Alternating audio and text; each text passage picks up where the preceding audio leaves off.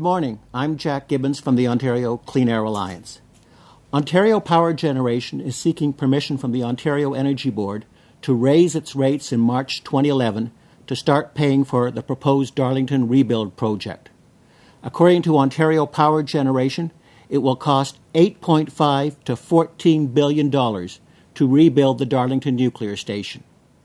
However, every nuclear project in Ontario's history has gone way over budget, and the cost overruns have been passed on to Ontario's electricity consumers and taxpayers.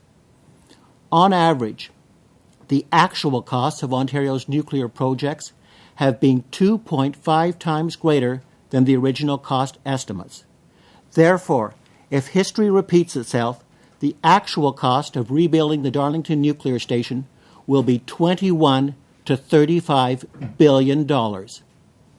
As a consequence, we are asking Premier McGuinty to protect the province's electricity consumers and taxpayers by telling Ontario Power Generation that it will not be allowed to pass its cost overruns onto consumers or taxpayers. That is, to proceed with the Darlington rebuild and protect consumers and taxpayers, Ontario Power Generation must find a third party that will agree to rebuild Darlington pursuant to a fixed-price contract. In this context, it is important to note that Ontario's renewable and natural gas-fired power producers are not allowed to pass their cost overruns onto consumers or taxpayers. That is, we are simply asking Premier McGuinty to subject Ontario Power Generation to the same consumer protection rules that apply to everyone else. My friends, it is time to put Ontario's electricity consumers and taxpayers first. It is time to stop giving Ontario Power Generation blank checks.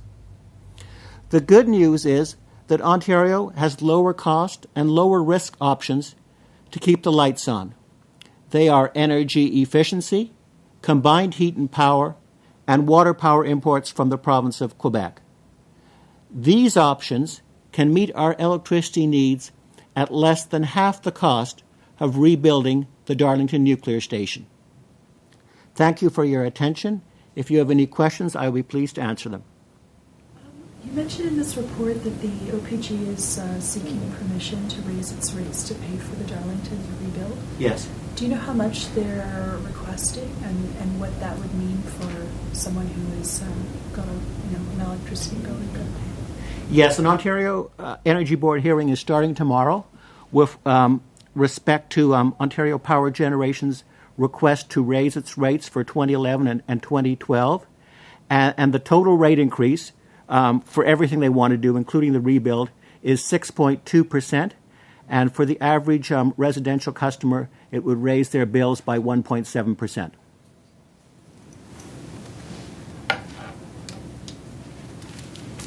Hello. Hi. I was listening upstairs. Okay. You just wanted to talk about the passing on of the additional cost.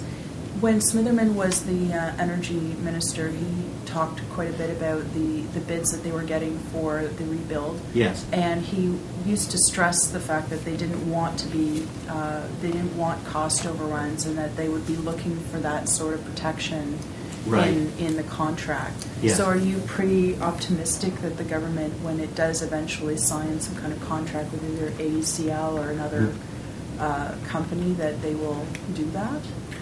Well, yes. What George Smitherman did when he was Minister of Energy was great, but it was also unprecedented.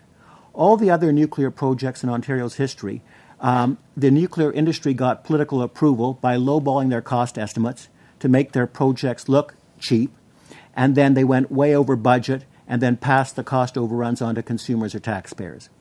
And with respect to the Darlington new build, the Ontario Power Authority, which is a strong advocate of nuclear power, they came forward and told Minister Smitherman and Premier McGuinty the new build would be very low cost, a very low cost option.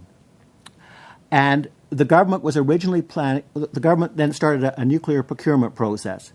4 companies put in bids. And the government's original proposal was allow these companies to pass their cost overruns onto consumers and taxpayers. But then when George Smitherman became Minister of Energy, he said, no, that's unacceptable. You can't play that trick with us anymore. If you want to proceed, you're going to have to give us an all-in fixed price contract. You can't pass the cost overruns onto consumers or taxpayers. So he called their bluff, and as a result, the companies were forced to submit honest bids. And when Atomic Energy of Canada Limited submitted an honest bid, the cost came in at $26 billion. And Premier McGuinty and Minister Smitherman had sticker shock, and they cancelled the whole new build procurement process. So that great principle has been established. We have a precedent for it now of having a fixed price bid. And we believe that whenever you have a fixed price bid, you get an honest price, and that honest price will give you sticker shock and convince even the stupidest politician that nuclear power is not economic. But what Ontario Power Generation is now trying to get around that principle, because they're, instead of seeking an independent third party like a Riva or General Electric or Atomic Energy to build their project, they're planning to do it themselves. Despite their terrible track record, and they're asking the Ontario Energy Board to give them permission to start raising the rates to do it themselves, and that inevitably will mean if they do it themselves, the cost overruns will have to be passed on either to consumers or taxpayers, because Ontario Power Generation is owned by the taxpayers. How do you think a rate increase would go over with consumers at this point where there's a big debate about hydro bills and how high they're getting? How do you think it's going to go over with consumers if they succeed in getting those rate increases? Well, I think it's unacceptable to consumers. It's unacceptable to consumers to raise your rates for the highest cost and highest risk option to meet our electricity needs. Consumers want the Government of Ontario to give them new supply that's clean and green, but at a reasonable cost. And nuclear power doesn't meet that test. The cost is way too high. It doesn't make sense to invest up to $35 billion rebuilding an old nuclear station when we can meet our electricity needs at a fraction of the cost by energy efficiency, by paying our industries to become more energy efficiency, by going for combined heat and power, which is using those same molecules of natural gas that are now heating buildings to also produce electricity at the same time, and to import water power from Quebec. I mean, our American friends are smart enough to buy power from Quebec. Last year, Quebec sold electricity to the United States at an average price of 6.5 cents a kilowatt hour. Under the National Energy Board Act, they're legally obliged to sell it to us at the same price. Why would we want to rebuild Darlington and to produce electricity at a cost somewhere between 19 and 37 cents a kilowatt hour when we can buy clean, low-cost, reliable power from Quebec at 6.5 cents? It makes no sense. And now that there's this, people are getting concerned about higher prices.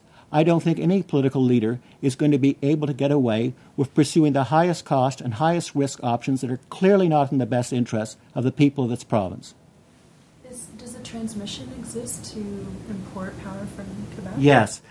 There's been transmission capacity between Ontario and Quebec for many years, but it was upgraded this year, and now we have enough transmission capacity to import electricity from Quebec to displace 75% of the output of the Darlington nuclear station without building any new transmission lines. And Quebec would love to sell the power to us.